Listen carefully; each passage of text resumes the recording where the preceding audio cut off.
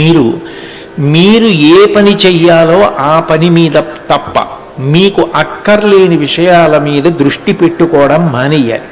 అక్కర్లేని విషయాల గురించి చర్చించడం మానేయాలి. మీరు నేను ఇలా చెప్పారని ఏం అనుకోకండి, నేను ఎవ్వరికీ వ్యతిరేకం కాదు.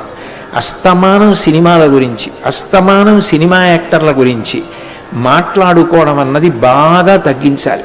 మీరు ఎవరి గురించి మాట్లాడాలి అంటే శ్రీహరికోట లాంచింగ్ స్టేషన్ అబ్దుల్ కలాం మహానుభావుడు. ఈ దేశంలో సాంకేతిక అభివృద్ధి జరగాలి అని కలలు కని శరీరం విడిచిపెట్టేసినటువంటి మహానుభావులు ఉన్నారు ఆ ఆటమిక్ సెక్టార్లో. అటువంటి వాళ్ళందరి గురించి కూడా మీరు మాట్లాడుకోవాలి. మీకు అవకాశం ఉంటే ఎప్పుడైనా హైదరాబాద్ వెళ్ళినప్పుడు డిఆర్డిఎల్ చూడండి.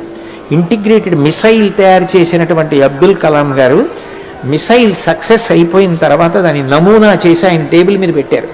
పెడితే ఆయన స్క్రిబ్లింగ్ ప్యాడ్లోంచి ఒక పేపర్ తీసి ఒక కాగితం మీద ఒక విషయం రాశారు, ఒక సెంటెన్స్ రాశారు. India is not prepared only for confrontation and sending missiles. India is first priority ready to extend it's helping hand as a gesture of friendship.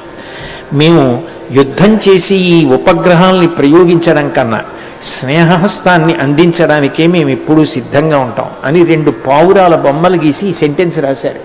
ఇప్పటికీ ఎవరైనా పెద్దలు అక్కడికి వస్తే వాళ్ళకి ఆ మిసైల్ బొమ్మ బహూకరిస్తారు. దాని మీద కలాం గారి కొటేషన్ ఉంటుంది. నేను ఈ మధ్య అక్కడ భగవద్గీత మీద ప్రసంగం చేయడానికి వెళ్ళాను డిఆర్డిఎల్కి. వెడితే నాకు ఆ మిసైల్ అబ్దుల్ కలాం గారి కొటేషన్తో రాసి బహూకరించారు. అది కలాం గారంటే, అది మహానుభావులంటే. అటువంటి సైంటిస్టుల గురించి మాట్లాడుకోండి. ఒక శ్రీహరికోట లాంచింగ్ స్టేషన్ మీ అమ్మగారిని నాన్నగారిని తీసుకెళ్ళమని ఒక్కసారి వెళ్ళి ఆ లాంచింగ్ ప్యాడ్స్ ఎలా ఉంటాయి, రాకెట్స్ ఎలా పెడతాయి, అసలు ఆ స్టేషన్ ఎలా ఉంటుంది, ఇవన్నీ ఒకసారి చూడండి జీవితంలో. చూస్తే మీకు అర్థం అవుతుంది.